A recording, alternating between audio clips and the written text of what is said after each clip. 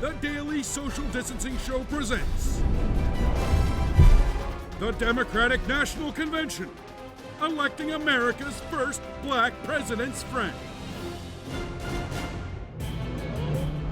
Night 3 of the Democratic National Convention was focused on women.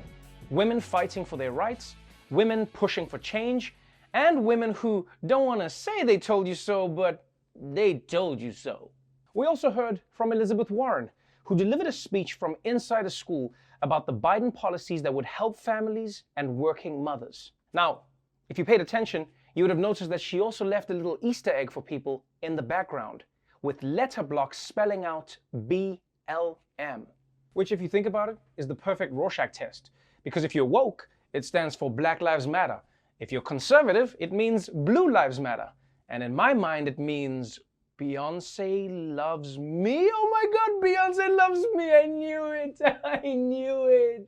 Now, this wasn't just Women's Night because it had a lot of women speaking. It was Women's Night because it highlighted the countless obstacles and challenges that women have been fighting against for years. From reproductive rights to gun violence to domestic abuse, which Biden himself helped tackle with the Violence Against Women Act. It was a powerful and moving tribute to women across America that brought many people to tears. Now, as usual, there's always one guy who's always trying to crash girls' night. But I don't think anyone minded when it turned out to be this guy. I did hope, for the sake of our country, that Donald Trump might show some interest in taking the job seriously. That he might come to feel the weight of the office and discover some reverence for the democracy that had been placed in his care. But he never did. For close to 4 years now, he has shown no interest in putting in the work. No interest in finding common ground. No interest in using the awesome power of his office to help anyone but himself and his friends. No interest in treating the presidency as anything but one more reality show that he can use to get the attention he craves. Donald Trump hasn't grown into the job because he can't.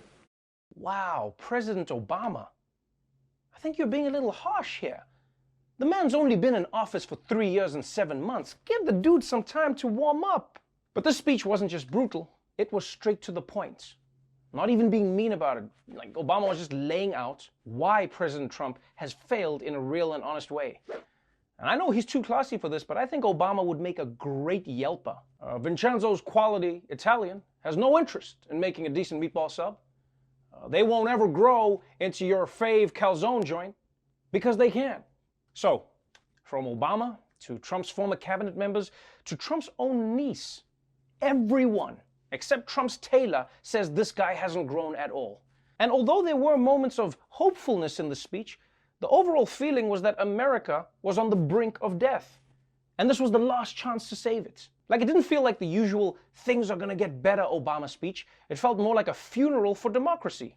Basically, 4 years of Trump took Obama from yes, we can to let us pray. So, after everyone else had their turn, it was time for the big finale.